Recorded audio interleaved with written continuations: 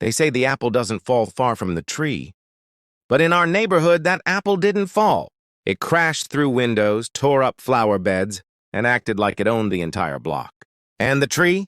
Her name was Karen Westwood, president of the HOA and mother to the most entitled teenager you've ever seen. This story ends with police cuffs and a court hearing. But to understand how we got there, let me take you back. My name is Marcus Grant. I moved into Fern Hollow Estates 8 months ago. I was finally done with apartment living. I bought a little ranch-style house with a 2-car garage and a fenced-in yard. Quiet, peaceful, or so I thought. Fern Hollow looked like one of those stock photos in a real estate brochure. Lush green lawns, clean driveways, matching fences. But underneath that polished image was a boiling pot, and the lid was about to blow. Karen Westwood had been running the HOA for nearly a decade. She wore pantsuits on Saturdays, walked around with a clipboard like she was the mayor, always ready to enforce some obscure clause in the bylaws. And her son? Jason, 17 years old, smug as they come, always riding around the neighborhood on an off-road dirt bike. No helmet, no regard for property lines, no respect. The first time I met him, he was tearing through my lawn like it was a motocross event. I came outside and yelled, "Hey, you're on private property." He didn't even look back. Just revved the engine and peeled off, spraying gravel. The next day, Karen knocked on my door. She didn't apologize. She handed me a pamphlet titled, "Understanding HOA Boundaries."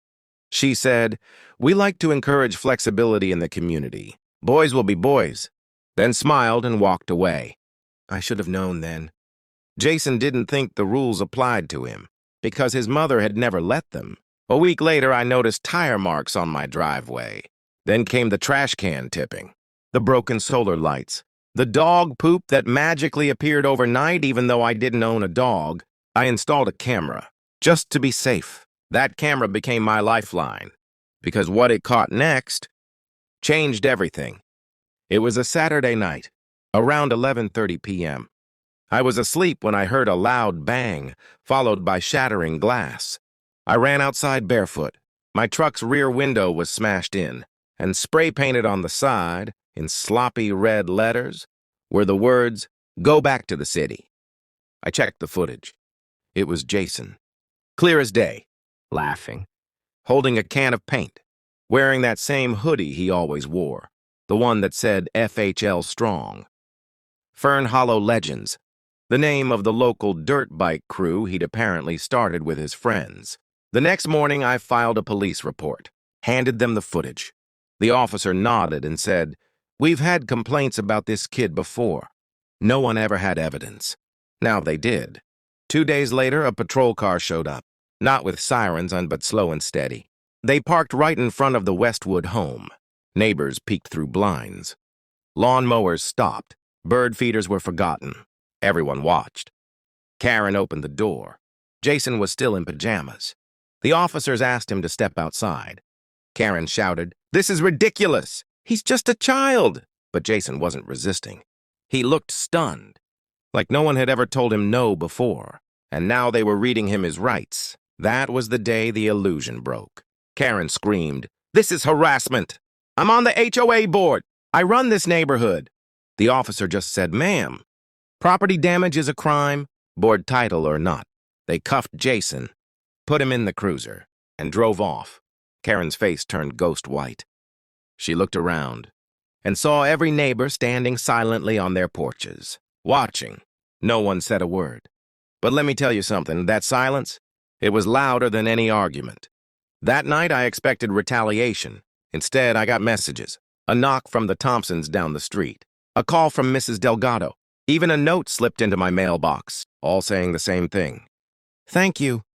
Turns out Jason had been a menace for years.